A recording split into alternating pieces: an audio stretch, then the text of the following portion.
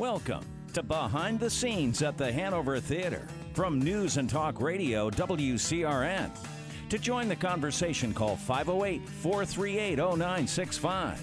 Now, here's your hosts, Lisa and Troy. Good evening, everybody. This is Troy Siebels, the Executive Director at the Hanover Theater. I'm here with Lisa. Oh, hello, everybody. Merry Christmas. Ho, ho, ho. No bah humbugs allowed. No bah humbugs. We're trying something a little new right now.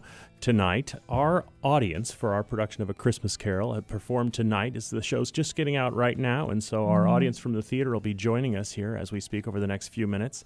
We're inviting you, the public, and tonight's audience in particular, to call in and tell us what they thought of the show. We've talked a lot about how it's important to make theater successful, to make theater everything it can be, and to affect the kind of change that live theater can change. It's important to not just experience it from the moment the curtain goes up until the moment the curtain comes down, but to extend that experience, to find out what you're going to see before you see it, to talk about it after you see it, to think about how that performance affects other things in your life, other things that you see on a daily basis. This engagement, this connection to audience is something we feel very passionate about. And tonight's experiment, if you will, you're joining us on this experiment, is exactly that. It's an experiment to see if we can connect a little more personally, I guess, to that audience. And if you were in tonight's show and you're getting in your car now and you're waiting in line, hopefully not a long line, to get out of the parking lot, I hope that you'll give us a call to talk about the show. But if you didn't come to tonight's show and you're listening in on the News and Talk Radio here, WCRN, I hope that you'll call as well if you've been to see the show, if you've been to see another production of A Christmas Carol. Yes, and I just want to take a minute, and I want to thank WCRN for giving us this opportunity. Because do they know? I thought we've just broken into the studio. They knew, Troy, you funny guy. I'm in Hank Stoltz's chair right now, and if he finds out... You weren't supposed to tell him, remember? That's right. But seriously, we really appreciate WCRN and everybody here for their support in allowing us to do this, because it does help us connect with our mission to foster that love and appreciation of the performing arts and audiences of today and tomorrow. And this has really been a mission for Troy to do something live in some really interesting way to engage people in a new way. Worcester has so much to offer. We're excited to be a part of that revitalization of downtown Worcester. And our weekly show that takes people behind the scenes, takes people into conversations with other cultural institutions here, the actors, the directors, you, Troy, the executive director and director of A Christmas Carol. We're so proud of you, and I know everybody is thrilled to have this as the 5th year. How do you feel about tonight's production? I feel fantastic. I just left about 10 minutes before the end of the show to get here, to be here for this hour live with you all. And it's a phenomenal performance tonight. I'm really proud of the production this year in a whole. As many know, this is our 5th year of the production here at the Hanover Theater. And I think I'm particularly proud of this year. We have a new Ebenezer Scrooge this year, a new actor playing Ebenezer Scrooge, Jeremy Lawrence, who's a face it's a lot of people know. He's done a lot of television. He's one of those faces that you recognize but don't know from where. And it's not that he's better or worse than our other Scrooge, but he's the fact that we had a new performer in the role. Really, it made us look at the whole process, I think, from the beginning again, anew, and investigate. I feel very passionately about the story. I think most people know the story of A Christmas Carol, the Ebenezer Scrooge, the curmudgeonly Ebenezer Scrooge, and the process he undergoes. He's visited by his deceased business partner, Jacob Marley. I love saying that he goes from cranky to cheerful. Troy, I have to interrupt you because we have 2 callers on hold who are dying to tell us well, what they make them thought. hold on a second. All right. So the ghost of Jacob Marley visits him, right? And it talks about the path that Marley went on and how he can redeem himself, and that Ebenezer Scrooge is going to end up in the same place. And so over the course of the story, the ghosts of Christmases past and present and future visit him, and he's turned around. I think it's really about making him open his eyes. It's not about changing him. It's about opening his eyes to what he sees. We'll talk more about the story and about Dickens and why he wrote it, and how he's really the father of Christmas in many ways. But let's talk to someone here. Okay, great. Let's talk to Bess. Bess, what did you think of the show? I loved it. It was phenomenal. I love the new Scrooge. Really? Now, have you seen the show before? Was this your first year? No, I saw it last year, but I really like our new Scrooge. We're so glad to hear that. Bess works with the theater. You're a ringer, right? We're cheating I am. Because Bess is our graphic designer, works in our marketing department, and designed most of those beautiful materials you see. I don't want to fake anyone out here and make them think that. But did you see it tonight, Bess, or another show? Yeah, I just saw it tonight. How did it end up? I saw all but the end of the second act. It was really good, and I loved how this Scrooge, he's a little bit goofier, and he has some funnier moments than I think we've had last year. And my favorite Christmas Carol is the one that the Muppets do, and I felt like he would have fit in with the Muppets a little bit. Do you have a favorite moment from the show? I loved at the end of the first act where right after he's visited by the first ghost, and he kind of relives those three moments. I think that was new this year. I thought that was a really great added part to the performance. Yeah, thank you. The thought, I think, is that as Scrooge, the first act ends just as the ghost of Christmas past is leaving, and we're bringing Scrooge back to the present. The idea is that he's been shown all of these things that happened to him as a child, and so the very end of the act, they all come sort of before his face in a whirlwind, and it's about this tornado, if you will, of visions that come back to him. And it's tricky. It's a fine line you have to walk, because at that end of the first act, he's undergone this hugely emotional process, but he can't be completely changed, because if he is, why is there a second act? Why is there a ghost of Christmas present in the future? I love each of those ghosts. I really do. Bess, thank you so much for calling. No problem. Thank you. And now we're going to go to Whitney. Whitney. I really enjoyed the show immensely tonight, especially the American Sign Language, taking American Sign Language classes. I have done the past few years at my college, and seeing the two people do the American Sign Language was very helpful for a review and for new words that I haven't really learned yet. Good. That's great. This is something that we've done it on and off, but we're starting in earnest this year. Every Broadway show and a Christmas Carol will be interpreted by American Sign Language interpreters at least one performance, and there's actually two of this production. And we're really trying to reach out to that deaf, hard of hearing audience. And, the theater should be for everyone. So trying to take away any impediments, any reasons for anyone not to come. And, we did actually interview the people who did the sign language interpreting for tonight's performance. And it was so interesting to hear about how they prepare for the performance. And also, I believe we're the only theater in Worcester that's offering this. So I'm really proud about that, too. Yeah, I think that's great. Whitney, is there something specific? Did you have a favorite moment in the show or a favorite character? There were two parts that I thought were awesome. The first line that Jacob said about how every man has a right to travel abroad, I thought that was very powerful. That was a very powerful line. And also, I liked the family reunion coming together at the end at Timothy's grave. I thought that was a really powerful moment too. That second moment that you talk about at Tiny Tim's grave,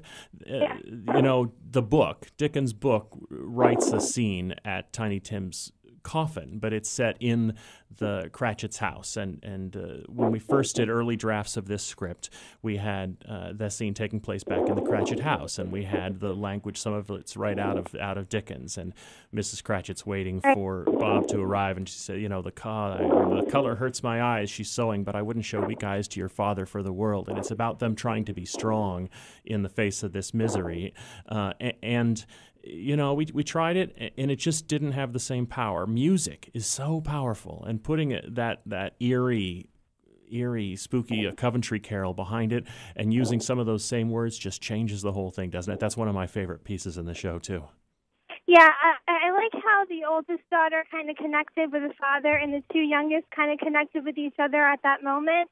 And the mother was just kind of there holding them together, like the glue of the family after Timothy had gone. I thought that was a really family-oriented kind of moment in the show. And I think that's why I loved it so much. Oh, thank you. Did you come with a family? Yes, I came with my father. Well, God bless you. Thank you for being there tonight. Thank you. Sure. Tell your friends. 3 more performances this weekend. Okay. Thanks. Good night. Troy, I have a question for you right before we take the next call. You know, you talked about one of the first drafts. How many different drafts did you actually go through before you translated this or adapted it to the stage version? You know, I adapted the show about 14 years ago, and I've done productions of it at 3 theaters now. The Hanover Theater is the 3rd theater, by far the largest and by far the biggest scale and highest caliber production. But, you know, those 2 other theaters, the Stoneham Theater just north of Boston and American Stage Festival in Nashua, New Hampshire, the multiple productions at those theaters really helped develop the script. And so now I think of all of that as part of the process that led to such a great production here. And boy, when I go back and look at that first script, it's just changed so much, but it's improved every single year. You learn from what you do, and you learn from your audience. Ah, well, thank you. You know what? Katie, welcome. Welcome to the show. Hi. Hi, Katie. Did you see the show tonight? Yeah, I did. It's my 4th year. Oh, all right. Yeah. What did you think, or do you have a moment you want to talk about? I think it gets better each time, and every time I go, they have like more stuff and more effects that makes the show even better. Yeah, you know, there's a lot to it, as you know. There's a lot. The set is enormous. The costumes are plentiful, and lots of special effects. There's 3 different kinds of fog. There's smoke. I mean, there's all sorts of things. You know, I'm not usually a big fan of technical glitz and flashbang, but I really think that there is some degree of pageant about this show, isn't there? It's a magical story, and there's really a place for magic in it. Yeah, I agree. And I liked how there was a narrator throughout the story, and all the different like people that help put it together. Yeah. It's the one central narrator, and then a lot of others. Dickens wrote some of these great languages, speeches, some great text, and if you almost have to use the narrators in order to use that, and it would be such a shame not to. You've got to use Dickens' words to capture that beauty. It helped make this story a lot more interesting and stuff. Good. But I really enjoyed it. Any moment you want to talk about? I thought like with all the characters like dancing throughout it was really fun to watch, and just seeing how like Scrooge like looked at all the families. I thought that was kind of like a good moment to like see how much he has to be nice and like learn. Good. Lesson. Good. Well, thank you so much, Katie. Thank you for calling. Have a great Christmas, and we'll see you at next year's production, too. Thank you. Hey, all right. I know you're going to tell me we're going to take a break, right? No, we have one more person who's been waiting for almost perfect. over 3 minutes now to talk to you. Mark, welcome. Welcome to the program. Doing? Great. Fine. Thanks for calling. Tonight? Perfect. Did you see the show tonight? Yeah, I just left. It was absolutely amazing. Oh, well, thank you. Thanks for coming. First of all, have you seen it before? Yeah, I've seen it the last 2 years, so this is my 3rd year. Oh, good. So do you see changes in it from year to year, or how do you experience it differently? With the change of Scrooge, it always changes up a little bit. Mm-hmm. But this year, Scrooge was absolutely amazing. Good. And it just puts you in, like, the best mood. I mean, that's the best way of saying it. I went with my girlfriend and my co-worker and her kids and her husband, and just seeing the smiles on the kids' face, it was just great. It's amazing. Oh, that's great. That's great. Thank you so much. Anything that struck you about the show, or a question, or a moment you'd like to talk about? Or I mean, just the way Scrooge was this year. I mean, the accent he had, the different way about him. Yeah. I just loved it. I just thought he was phenomenal. It's just the accent, the costumes, all these ways to put reality into it, and to make it real. But to me, what's the most important is that you can identify with him. I talked about this a little while ago. The Scrooge, a lot of people think of this sort of this cutout character, this caricature, and he's not. He's a person who made the decisions that he made based on the best of intentions. He didn't grow up trying to be curmudgeonly or mean or Scroogey, if you will. But just the questions he made in life took him there, and all of us, every one of us makes choices every day that are going to take us somewhere, and some of us are going to go there, and some of us are going to go the other direction. And it's just interesting. You can't make him a bad person. If you do, there's not a story there. It has to be relevant. That was perfectly put. I agree 100%. Well, thank you. Thank you for coming tonight. Oh, no problem. Thank you, Mark. We're going to take one more call before we go to the break. So, Bethany, you're on the air. Hey, how you doing? Thanks for joining us. Oh, thank you for having me. Well, I just came from the Hanover, and it was actually my first time ever being at the Hanover. Oh, good. And, yeah, it's really beautiful. I'm really impressed. And what a great show to be my first one. Well, thank you. Thank you. Yeah, it was great fun. And same as everyone else says, Scrooge was fantastic, but I was truly blown away by the set. The set, uh-huh. Yeah, very, very impressive. Do you now the set is of 1940s London, which is the period where Dickens lived when he wrote the book rather, and then it changes to reveal other scenes like Scrooge's bedchamber and Fezziwig's warehouse, but it doesn't sort of do so automatically. It does so when the cast members push and pull and move things around, and the idea is that as they're telling the story, they're changing scenery and moving things to show us the story. I'm telling this, obviously, Bethany, for the benefit of those who weren't in the audience tonight. But to me, that's really important too. And I'm sure some people look at it and say, "Wow, it's too bad you had to see the guy pushing the thing." But to me, it's part of the magic of it. I think. What did you think? I agree. Yeah, I agree. I think just to be so interactive with the set. I mean, you think back to times when plays didn't have any set, and the whole set was the characters, and then to be able to mold that with having a whole set, I think that's fantastic. I'm really into theater, so I really loved it. So have you seen it? I think you did what you sought out to do, for sure. Oh, perfect. Thank you. Have you seen other productions of A Christmas Carol anywhere? I have seen community theater productions of A Christmas Carol. I've always listened to it on the radio, over the airwaves, and things like that. But this is the first time that I've seen it in more of a professional setting, and I really think that it was great fun, and it definitely puts you in the holiday spirit. Well, good. I'm glad that we put you in the holiday spirit. Thank you for coming, and thank you for calling. Absolutely. Have a good night. Thank you. Okay, so we can't wait to hear more from our audience and the people who are on hold, but we do need to take a short break, and we'll be right back. So stay tuned for more of this special broadcast of Behind the Scenes at the Hanover Theater.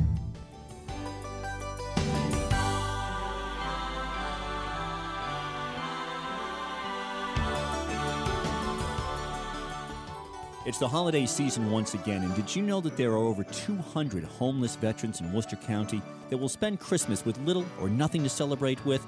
Thanks to the work of Veterans Inc. and contributions from Colonial Candies, Pepsi-Cola Bottling Company, Julio's Liquors, the Worcester Sharks, the Boston Rock Hoppers, and WCRN AM 830, we have assembled a small gift package for these men and women that gave so much for our country. It's a start, but we can all do more. Call Veterans Inc. today at 508-791-1213 and ask for Amanda Rick. Make a donation, large or small, and help a homeless veteran today. This message is brought to you courtesy of the Harmony Club. Hi, Bruce Newberry, Food Dude. Here's just a taste of what happens when you're dining out with Bruce Newberry. What's been your favorite course so far? Wow.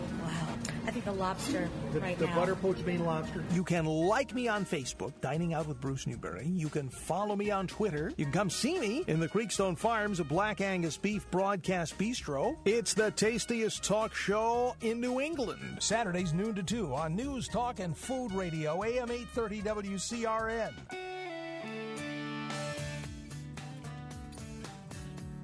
Now, Behind the Scenes at the Hanover Theater continues on News and Talk Radio WCRN.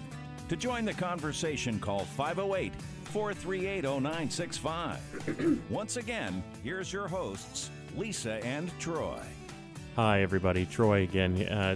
Lisa and I have broken into the studios down here at WCRN, and we're talking about A Christmas Carol, the story and the production and our production. And our audience from tonight's show has let out a little while ago, and got some people calling in. Whether you saw the show tonight or another night, or you haven't seen the show at all, or you want to share your thoughts, anyway, please call us, 508-438-0965. We do have Courtney on the line right now. Courtney, are you there? Hi. Hi, thanks for calling in. Did you see the show tonight? Yeah. Well, thank you for calling. Do you have any moments that you'd like to share? What did you think? What were your impressions? I really liked how there's a new Scrooge this year, but I still thought that it was really good. Mm-hmm. Have you seen the show before? Yeah, this is my third year coming. Oh, great. Thank you. And so how did you see, how do you think the new actor changed it for you? I thought that he did a lot better when he was nice. Yes. Yeah. I also really liked the Ghost of Christmas Past. The Ghost of Christmas Past is, we use in my production of A Christmas Carol a young girl to play that role. Tori Heinlein is the actress. She's 12 years old, and I've never seen a production of A Christmas Carol that uses a young girl in the role, nor a movie. In the book, actually, Dickens uses it's a man in the role, an elf-like man, I think he says. But to me, it's about youth and innocence, and Scrooge's youth and innocence, and just having the young woman speak those lines just changes the whole feel of those scenes for me. Did you like that part of the show? Yeah, I really did. She was a really good singer. And she's a beautiful singer. She actually started with the production. I also liked I liked the music and dancing. Oh yes.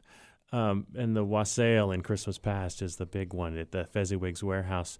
We use, in the Hanover Theater's production, the mighty Wurlitzer theater organ, which anybody who's been to the theater, many of you who have been to the theater have heard. Sometimes we use it before performances. In A Christmas Carol, we actually use it during the performance. We don't have an orchestra. We underscore some of the action with the organ, and the music in the show is choral underscored with the organ. And I think it fits beautifully. I'm just so happy to have the opportunity to use it.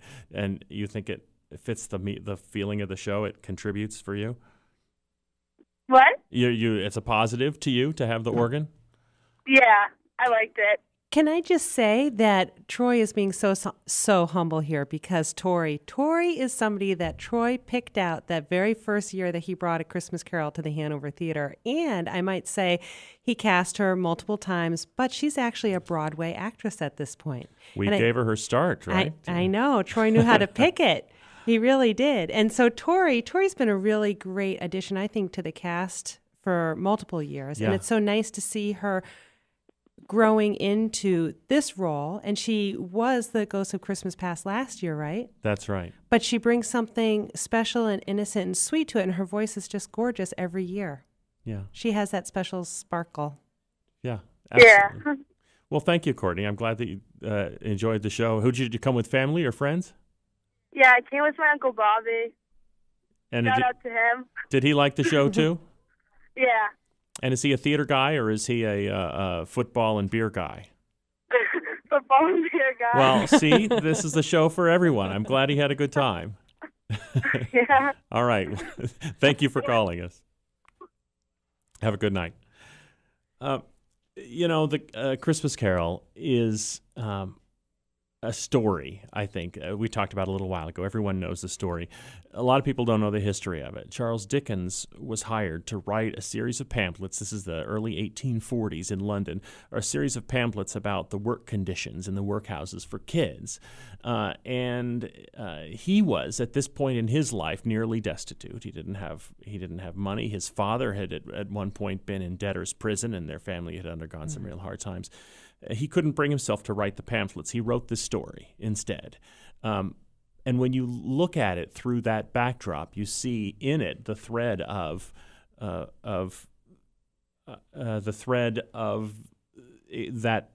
same topic. What the kids in that period went through. Martha Cratchit had to work, and you see her coming into the scene to say, "Oh, we had a great deal of work to do last night. Had to clear away this morning." Dickens lived through this period and gives us a little bit of a window onto it. So more after the break.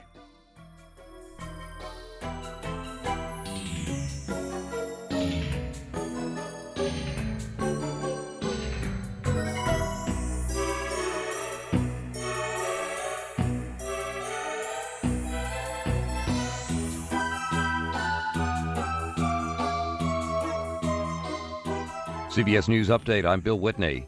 President Obama has his own Plan B. He's asking Congress to come back after Christmas and pass a bill that keeps taxes on the middle class from rising and continues benefits for the long-term unemployed. Averting this middle class tax hike is not a Democratic responsibility or a Republican responsibility.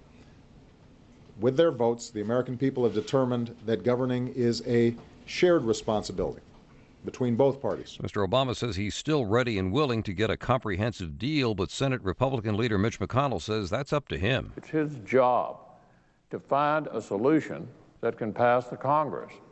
He's the only one who can do it. American University political analyst Leonard Steinhorn says the fiscal cliff is too important for partisan gamesmanship. This is not about Washington. It's not about who's up and who's down.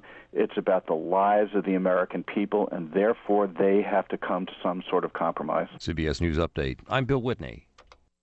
If there's one thing consumers get excited about during the holidays, it's deep discounts at the stores. This season, retailers will be slashing prices to lure shoppers during these tough economic times. That's why the National Foundation for Credit Counseling wants to remind you to shop responsibly, as the consequences of misusing your credit are steeper than ever.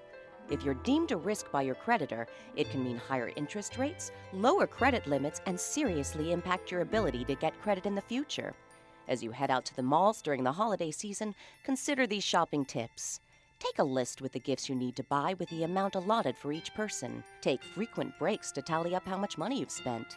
Make an initial trip to the stores without your credit cards as a scouting mission. This will keep you from wandering the aisles when you return. For more information about spending responsibly and how to protect your credit lines, visit the NFCC at debtadvice.org or call 1-800-388-2227, a public service from the NFCC. This Christmas, spend time with some American heroes.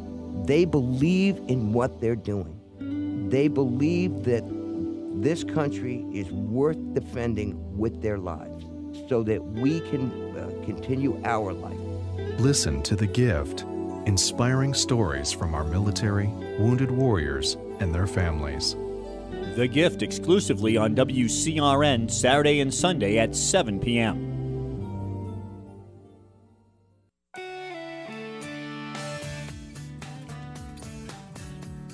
Now, Behind the Scenes at the Hanover Theater continues on News and Talk Radio WCRN. To join the conversation, call 508-438-0965. Once again, here's your hosts, Lisa and Troy. Welcome back, everyone, to Behind the Scenes with the Hanover Theater. This is Lisa Condit. I'm here with Troy Siebels, and Troy was just talking about some of the interesting behind the scenes of what Charles Dickens was thinking about and how he was supposed to write a ridiculous pamphlet about child working conditions. Troy, take us back down where you were leading us, because it was really good. You know, Dickens at this point in his career wasn't the world celebrated writer that he grew to be later. And in fact, there's interesting stories about there's a wonderful museum in Lowell actually about Dickens' visit to the United States and to Massachusetts, which he in particular loved. And he's a celebrated writer at that point, and people treated him like we treat rock stars today. It's really funny to look at. But at this point in his career, he was a writer for hire. He was written to write propaganda, essentially, some pamphlets about the work conditions in the workhouses for kids.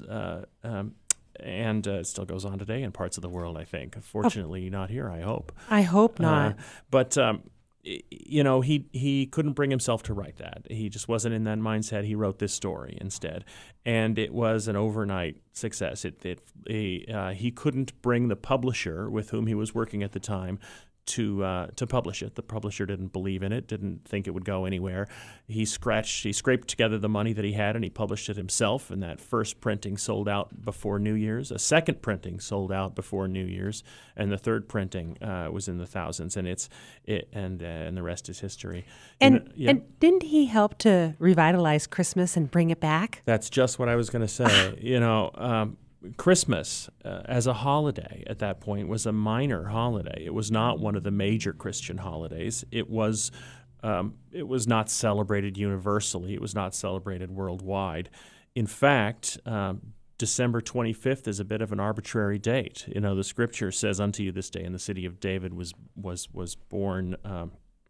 was born a child, it doesn't say December 25th anywhere. The date Christmas is a little arbitrary, and because of that, I think it was never universally appreciated and celebrated. And Dickens almost invented the holiday. He invented the modern holiday, and by that I don't mean the mall holiday, the commercial holiday that it is today, but the spirit of giving, the spirit of togetherness. The some of the lines that Scrooge's nephew Fred says in the show. It's of all the seasons in the year, a good time, a kind, forgiving, pleasant, charitable time. The only time I know in the long calendar of the year when men and women seem by one consent to open their shut-up hearts freely to those around and below them. And that's the holiday that he helped to create. And you know what? It's just so perfect because it also plays into all of the pagan rituals and darkness in this season, but there's that light. So it's perfect. That's... from that comparative literature vantage point, that's how they all work to unite the religions with one political cause. But he was able to do it with the true spirit that it was meant to be. We're here at WCRN, anxious to talk to you. Give us a call, 508-438-0965. If you were in tonight's audience and saw the show tonight, call us and tell us what you thought. If you saw the show another night, if you've seen another production, if you've seen tell us how you feel about Charles Dickens, about A Christmas Carol, 508-438-0965. I have to say that one of the things that I love about this show is at the very beginning. We have that beautiful Mighty Wurlitzer. It's playing these traditional carols on the organ, which sound amazing. Everybody is sitting in the audience, and then the organ descends into the orchestra pit, and the whole theater goes dark. And there's lots of drama created, and it's dark, and then we're in the graveyard, Yeah. But at the same time, within 5 minutes, there are people that are singing and dancing through the streets of London, and literally it's a very magical transformation. Now, I do have a special surprise for you tonight, Troy, and that is Andrea Jamian. She's here in the studio with us, and I brought her in because she's familiar with everything we've done at the theater, from our grand opening to every year she has helped us with Cass Gamble videotape your production of A Christmas Carol. So if anybody can really tell us what they've seen year to year to year, it's Andrea and Cass. So welcome, Andrea. Thanks, Lisa and Troy. Thanks for having me. Now, Andrea, you've seen the show this year. I have. I was blown away. I thought that the lighting was very dramatic, and I love the new Scrooge, and I thought he brought a little sinister kind of vibe to the character, and I was totally into watching his performance. And there's a very special treat for people when they see Tiny Tim. I will not give it away. And I really liked the new Bob Cratchit as well. I thought he was excellent. And I cried at the end every year I've seen it, and I still cry at the end every single year. That's the beauty of it. I do too. There's pieces in the show. We talked a little bit earlier about the scene at Tiny Tim's grave, which I think is where that's where a lot of people tear up. It's one of the places a lot of people tear up, and we work really hard to keep the Cratchits strong. They can't be sad. If they're sad, we won't be sad, and that's how you find. That's how you see the reality in it. I think is seeing them in the face of adversity. Yeah. We have a call. We'll come back to you, Andrew. We have a caller. I think Lan is on the line. Thanks for calling. So are you there? Hey, it's Ian. Wait a second. Is this the same Ian that we gave tickets to? Ian, are you a Cub Scout? Yes. Troy, Ian is a Cub Scout that wrote to us and wanted samples from the theater. So I sent him to your production of A Christmas Carol, and I wrote him a little note, and I said, call us and tell us what you think. Well, absolutely. That's fantastic. My son's a Cub Scout. Which year are you? I'm in 141. 141? Are you a wolf cub or a tiger cub? I'm a bear. You're a bear cub. Congratulations. So did you see the show tonight? Yes. Well, what did you tell us what you thought? I thought it was good. Do you have a favorite part or a favorite character? Scrooge. Scrooge, yeah. What did you like best about the show? At what moment? Can you think of a time that you liked the best? When Scrooge was a big screwhead. Is that after he's after the Ghost of Christmas Future when he's back in the bedchamber? Is that what you mean? He's jumping up and down and he's a bit crazy. Yeah. Did you know the story of A Christmas Carol before you saw the show tonight? Yes. Yeah, you did. Have you seen any other productions, or have you seen any movies? I've seen the movie and I've seen the play. This is my second time seeing it. Oh, good. And so, do you feel? Does it get you in the Christmas spirit? I guess that's what I should ask you. Uh-huh. Yeah, absolutely. Ian, who did you come to the theater with tonight? With my mom. And so what did your mom think of the show? Was this getting you major points with Mom tonight? Mm-hmm. Perfect. Ian, are you coming to the cast party? Uh-huh. All right. Well, then we will see you then. Can't wait. Yeah, I'm in the parking lot. Sorry? I'm in the parking lot. You're in the parking lot. Well, that's exactly what we wanted. That's perfect. So you're going to be at the cast party before we are. So, did you? We've got a lot of kids in the show. How old are you, Ian? I'm sorry. What? How old are you? I'm 8. We've got kids in the show that range from 6 years old to 16 years old, and our tiny Tim is 6 years old, and we've got our Fan is 7 years old, and our Turkey Boy is 9, I believe, or 11 rather this year. We have another young boy who's 9, and it's a big part of the cast. There's the story. The cast looks like London at the time, and it's got to include the men, the women, the children, and everybody, and they all experience Scrooge. They all experience Tiny Tim a little differently, and so you have to see it from all those perspectives. Ian, thank you for coming tonight, and have a good time at the party. Welcome. Thanks. Andrea, you must love that because you work with kids a lot, too, because Andrea, everybody, is also a movie producer. She doesn't just do videos with Kaz Gamble of the Hanover Theater. And Troy, you were just saying that working with kids is a big part of this production, although obviously not the main part, because you have a lot of serious actors that have had decades of experience, like Scrooge himself. Andrea, what's the difference, do you think, in just watching between the kids and the adults and the casting and the audience? And I wanted to ask Troy because I was when I watched the show.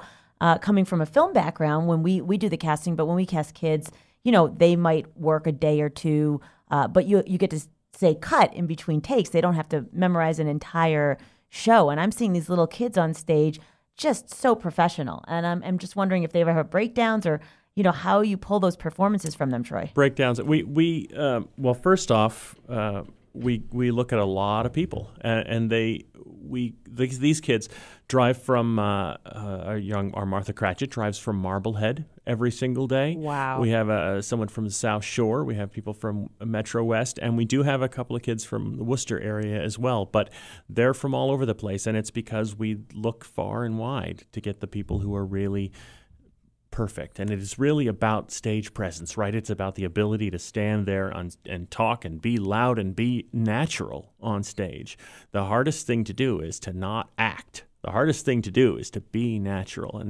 And some kids just have this ability, I think, to do that. And they haven't, for the younger kids, I think, honestly, it's that they haven't learned not to be natural yet. Yeah, I agree. Sometimes we cast kids that don't have any experience, and they're better than a lot of the kids that have a lot of experience because they haven't been taught what to do or what not to do, so they're just natural. Absolutely, yeah. About how many people did you have audition this year, Troy? About 200 here in Massachusetts. We also did auditions in New York for a couple of the major roles. The cast is 31 people, but about half of those returned this year from last year. Typically, we get about half the cast back, and then we'll supplement, and we change things up a little bit here and there. But we do auditions here in Worcester, we do auditions in Boston, and we do auditions in New York. And we go through, it's an open call here in Worcester and in Boston, and in New York we contact the agencies and they send us headshots and we pick people, and those people come in and read for the roles. And that's how we found Jeremy Lawrence. Andrea, you were just talking about him a minute ago. I was, that's the same process we do for movies, which you just look at the headshots and call people in. But Jeremy Lawrence, who's playing Scrooge, for those of you in Worcester County who like your old school TV shows, you have to know that he was not only on Growing Pains, he was also on Night Court, Happy Days, yes, Night Court 2 episodes, Happy Days, The Drew Carey Show, ER, and Law and Order SVU. But the Happy Days and the Growing Pains and the Night Court really got to me. His first, I think, TV credit that he likes to talk about is he married on Happy Days. That's What's right. His name? Richie? Yes, He Richie Cunningham. Married Richie on Happy Days. That's right. So, as I was saying, he's a face that you come and you see and you recognize and you say, where have I seen that guy before? He was actually when we were filming the final run through. One of the camera guys that I hired, Justin Brown, he recognized him from some sketch comedy show that was only on for a few years back, that he worships and rewatches it. And this guy, he was on it, Jeremy Lawrence. We love him. I love working with him. We've got a lot of new cast this year. Andrew Sellin, another New York actor, is our Ghost of Jacob Marley this year. For those of you who have seen our production, we fly Marley, as Peter Pan. He comes in from above with this oppressive blast of smoke, and he comes in with this enormous power. And one of the things I love about Jeremy and the way that he plays this scene opposite Andrew is that he stands right up to him. He's not scared by him. I don't believe in you. You could be a bit of undigested beef, a blot of mustard, a crumb of cheese, a fragment of an underdone potato. And I think it's real. He makes it real. And in a way, if you think about how would you react if a ghost came through the, wall of your bedroom? We laugh. We see things on movies and on television, and it's normal all the time. But what would you do if you were at home and all of a sudden you just saw something come through your wall? And I would not be brave. Yeah. Just for the record, Yeah. I would definitely hide underneath my blankets and squeal. And whatever you would say, you probably can't say on the radio, right? No. But I think his reaction or his instinct to push back, I think, is a good one, because I think that your reaction might not be, rather, there's something that's coming through my wall, but it might be there's something wrong with my head, right? I must be crazy. Well, this can't. It's hold not real. that crazy thought, Troy, because we need to take a quick break, and we'll be right back with more crazy thoughts from Troy Siebels. Perfect.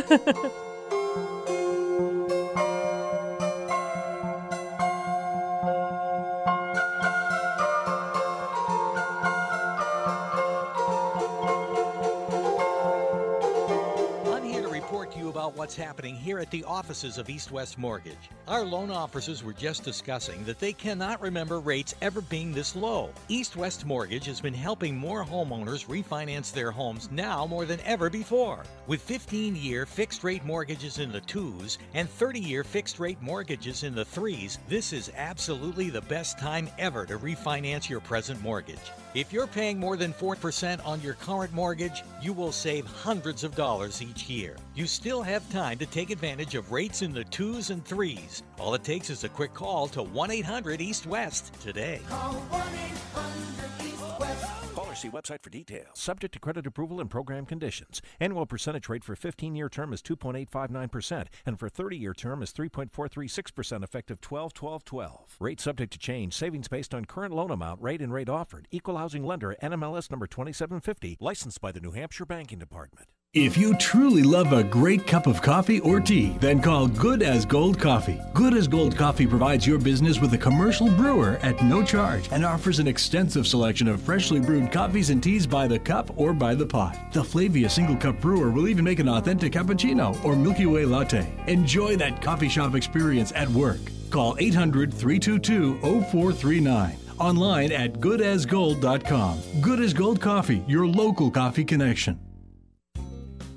How many times do you look at that small job around the house and wish you could find the time to fix it? That leaky faucet, that broken gutter, or maybe mount the new TV you got for Christmas. Does this sound like you? Core Handyman Services can send an insured professional handyman to your home to perform dozens of services and upgrades for less than you think.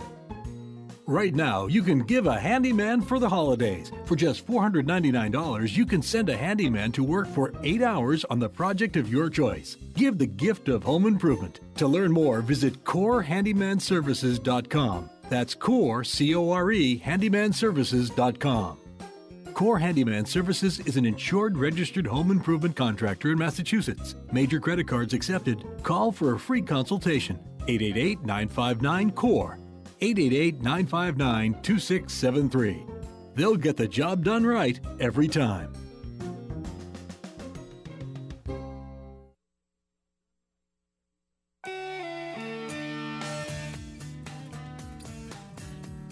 Now, Behind the Scenes at the Hanover Theater continues on News and Talk Radio WCRN. To join the conversation, call 508-438-0965.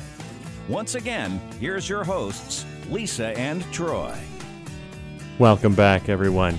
We're here talking about our production of A Christmas Carol, the Hanover Theater's production of A Christmas Carol. If you were in tonight's audience, you saw the show, you're on your way home, give us a buzz, 508-438-0965. If you were not in the audience for tonight's show, you've seen the show, you haven't seen the show, we want to hear from you regardless. 508-438-0965. Give us a call and let's talk about A Christmas Carol.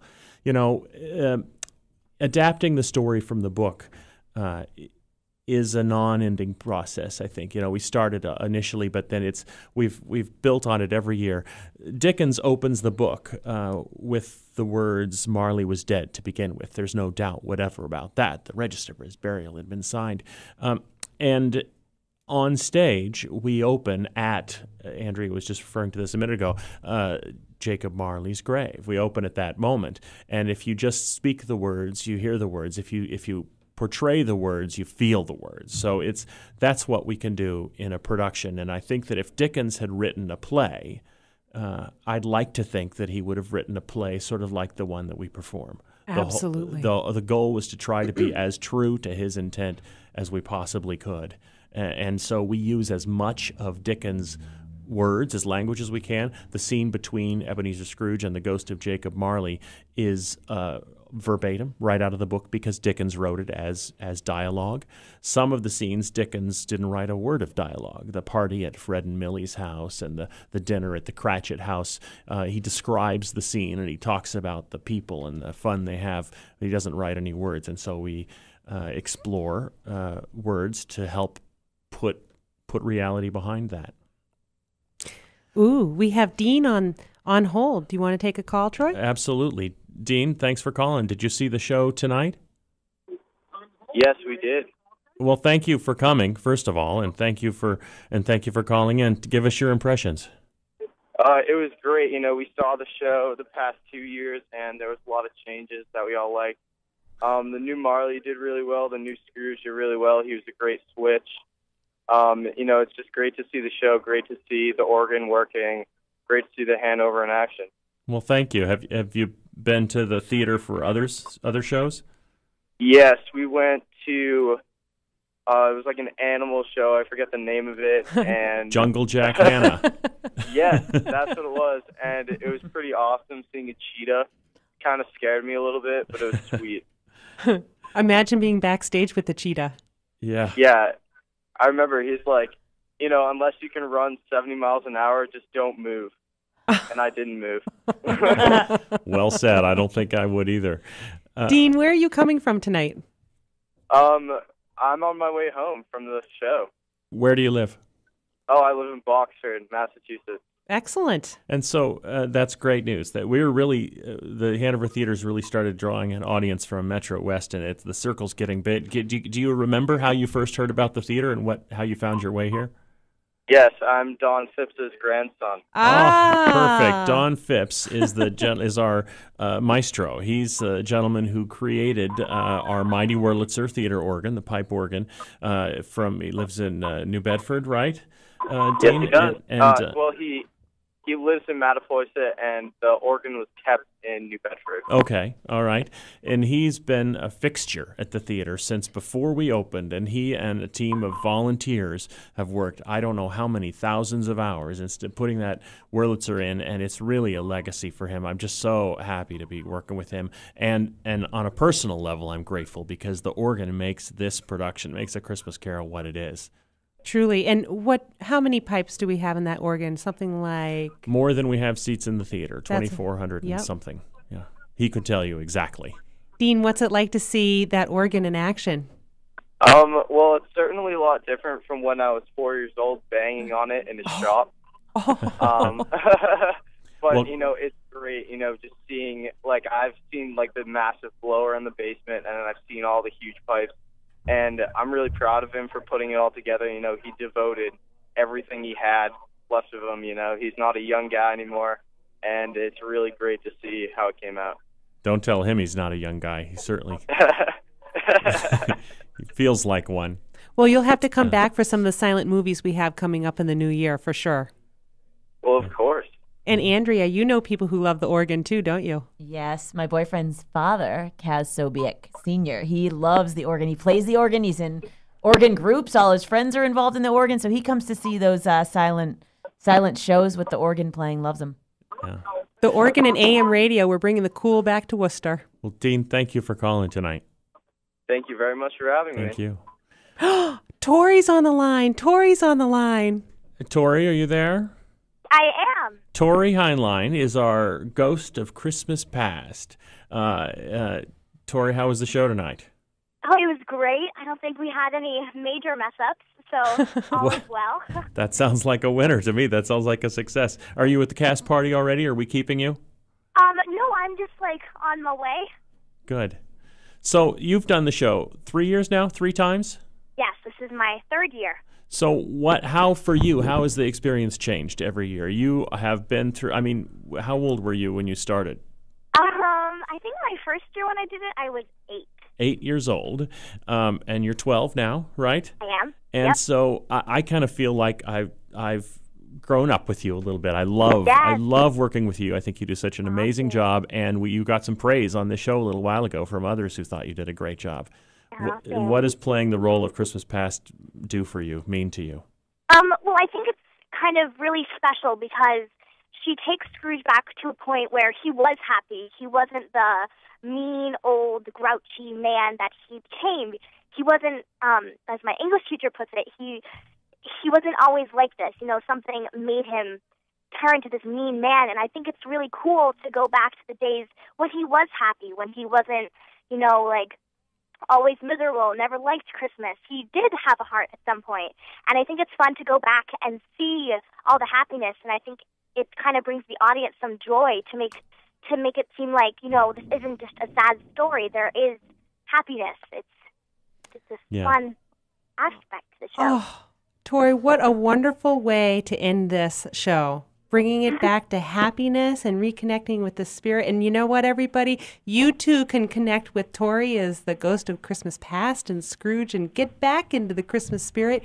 We still have tickets available at thehanovertheater.org.